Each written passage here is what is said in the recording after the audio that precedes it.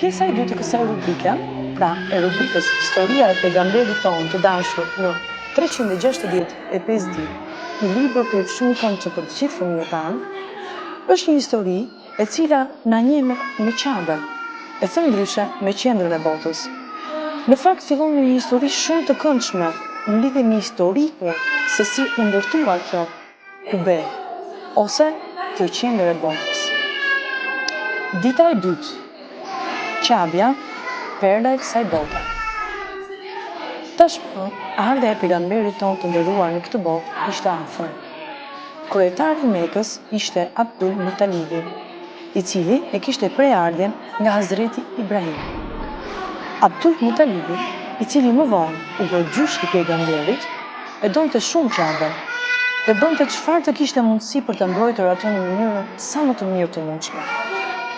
Ai priste shumë mirë njerëzit që i vinin në Qabe për të bërë tavaf.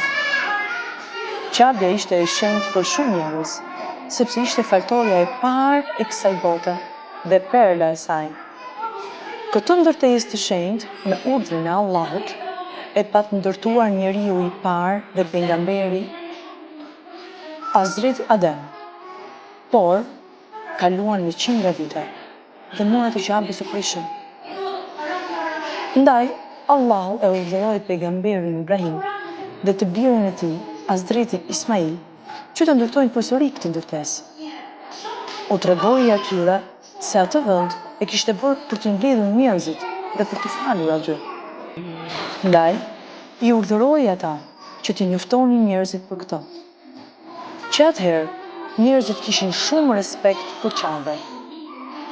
Ata i pëlqenin dhe i jepnin rëndësi asaj, edhe pse e kishin harruar me kohë fenë e Ibrahimit dhe kishin filluar të adhuronin idhujt. Megjithatë, kishte shumë njerëz që vinin në Mekë dhe e vizitonin Qaben shpesh.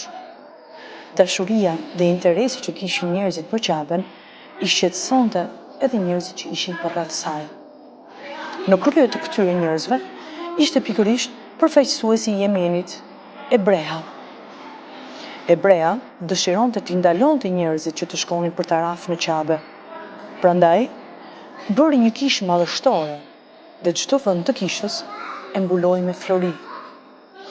Pasi i ftoi njerëzit në kishën e tij, ai donte që ata të shkonin për adhurim në këtë kishë dhe jo në këtë Qabë.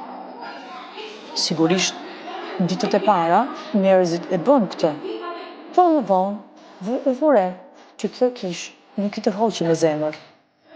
Kaloi shumë kohë, por askush nuk shkoi te kisha madhështore e Ebrehes. Njerëzit nuk hiqnin dorë nga Qabja. Prandaj, Ebreja u zemërua dhe vendosi ta shkatërrojë Qabën. Ai filloi të përgatitet. Çfarë do të ndodhë më vonë? A vërtet do të prishet Qabja?